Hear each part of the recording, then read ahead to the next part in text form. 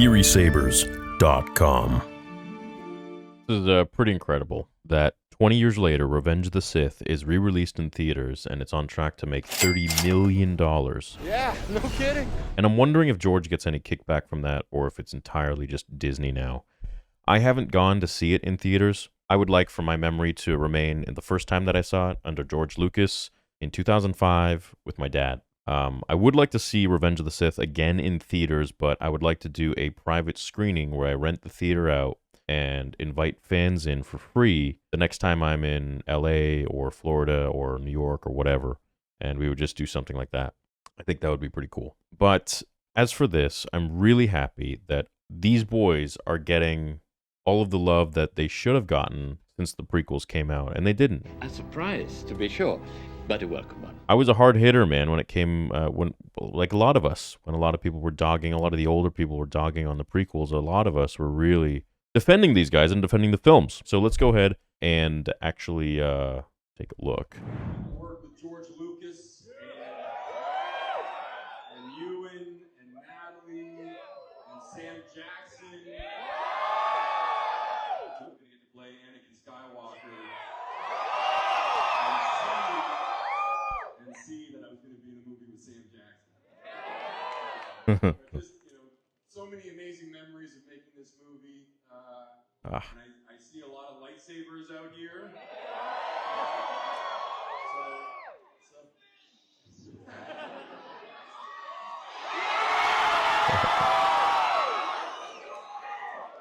see a lot of red lightsabers, which people told is my personal favorite lightsaber color.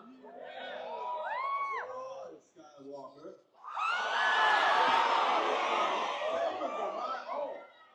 This party ain't even over. Ladies and gentlemen, please That's crazy. That's crazy. That's crazy. That's crazy. That's nuts. so happy to come back, see him, and see all of you at the same time. Thank you all so much. Had a great time making this film down in Australia. We're hanging out doing stuff. And I hope you enjoy the effort that went into this and watching me do my 90 move, almost all backwards fight with Palpatine before my unexpected exit. And just for the record, make some news.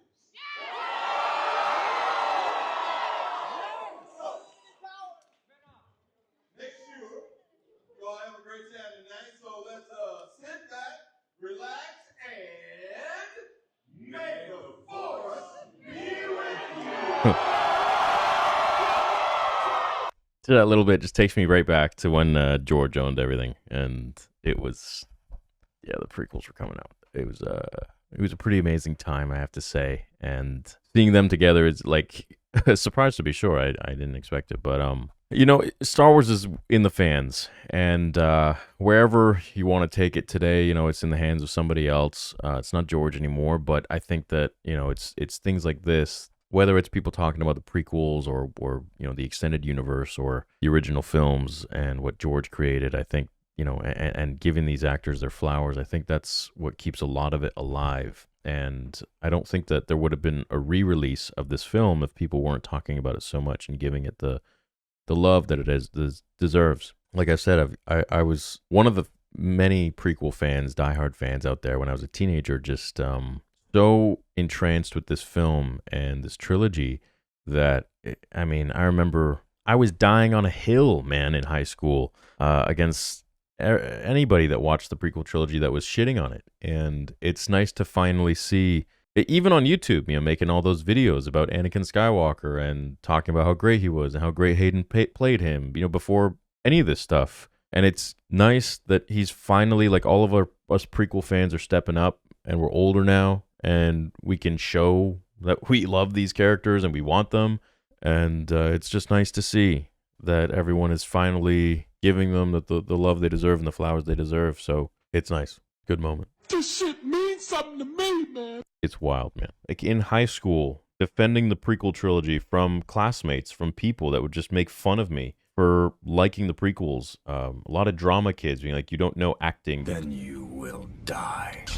You don't know this and that. And I would have to explain the arc of Anakin Skywalker when I was like freaking skinny little teenager, and how Hayden portrayed Vader and Anakin perfectly, and how everybody in the film did their job well, just as George Lucas wanted. And then making my channel for years and years, making content primarily about the prequel trilogy and about Anakin Skywalker, and getting massively dogged on for it for years. I mean, I can't begin to tell you how many times I was made fun of for having like the cutout of Anakin, the cardboard cutout of Anakin behind me when nobody else did.